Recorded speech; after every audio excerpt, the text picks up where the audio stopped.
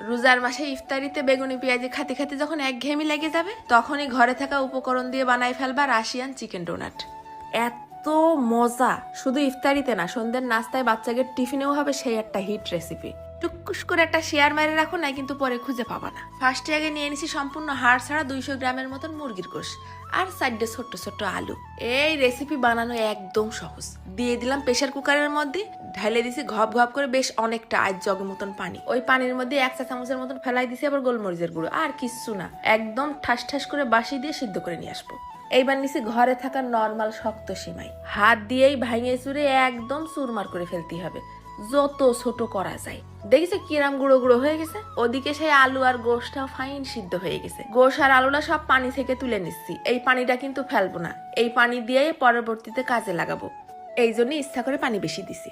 এবার প্রথমে আগে আলুগুলো ভর্তা করে নিতে হবে, একদম কোনো গোটা গোটা ভাব যেন না থাকে। তারপর ওই মুরগির গোশটাও গুতোই গুতোই আশ ছাড়াই নেব। এবার কড়াইয়ের মধ্যে ফেলাই দিলাম 1 চা চামচের মতন বাটার আর একটুখানি জিরে ফোড়ন।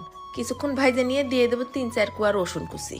রসুনটাও কিছুক্ষণ ভাইজে নিয়ে দিয়ে দেবো 1/2 চা চামচ আদা বাটা। আদা বাটাটা ভাজা হলে দিয়ে দেবো আবার 2 টেবিল চামচের মতন ময়দা। ময়দাটা কিছুক্ষণ নাড়ে চেড়ে ভাইজে নিয়ে ঘপ ঘপ করে ঢাইলে দিলাম ওই মুরগি সিদ্ধ করা পানি।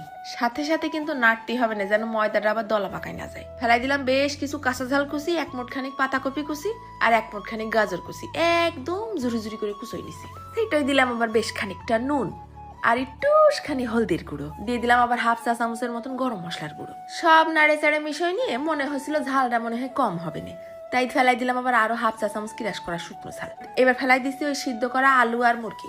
সব সুন্দর করে নেড়ে চেড়ে মিশিয়ে নিতে হবে, যেন সব কোনায় কোনায় মশলাটা ঢুকে যায়।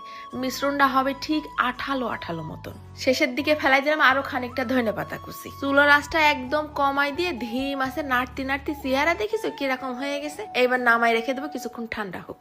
এইবার 1 কাপ আটা বা ময়দার মধ্যে ওই যে মুরগি সিদ্ধ করা পানি সেটা দিয়ে সুন্দর করে গুলাই গুলাই কোটিং এর জন্য একটা গুলা বানাই নেব, এটাও লাগবে না পরে।